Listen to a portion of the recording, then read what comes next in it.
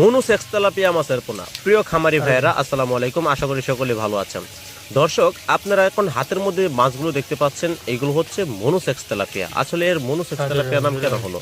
এটি হচ্ছে উন্নত মানের মাছ। এটি কোনো প্রকার বাচ্চা দেয় না, পুকুরে কোনো প্রকার ডিম দেয় না, এবং এই কারণেই এরা হচ্ছে মনুসেক্স। এরা তৃতীয় লিঙ্গ বলা হয়, যার কারণে এটাকে হরমোন ট্রিটমেন্ট করা হয় 28 দিন। আমরা 28 দিন পরিপূর্ণ হরমোন খাওয়ানোর পর এই মাছগুলোকে আমরা মনুসেক্স তেলাপিয়ার পোনা নির্বাচন করে থাকি। যারা এই মনুসেক্স তেলাপিয়া মাছ চাষ করতে চান তারা অবশ্যই 5 থেকে 6 মাসের ভিতরে এটা বাজারজাত করতে পারবেন।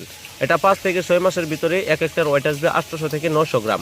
দর্শক, এছাড়াও যারা 8 মাস 1 বছর চাষ করতে চান তারা 1.5 কেজি 2 কেজি প্লাস ওজন করতে পারবেন।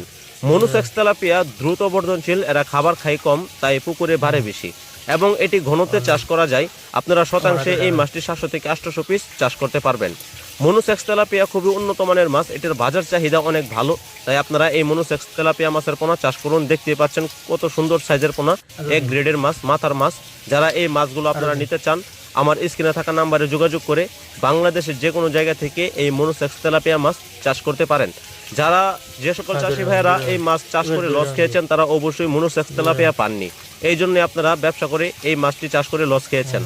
আশা করি বারবার প্রতারিত না হয়ে একবার বিশ্বাস করে মনুসেক্স তেলাপিয়া মাছ চাষ করে দেখতে পারেন, কেননা এটি আপনার অবশ্যই সাফল্যের মুখ দেখাতে পারে। এই জন্য আপনাকে মনুসেক্স তেলাপিয়া মাছ যাচাই বাছাই করে চাষ করতে হবে। আমরা এই অক্সিজেন প্যাকেটিং এর মাধ্যমে করে সারা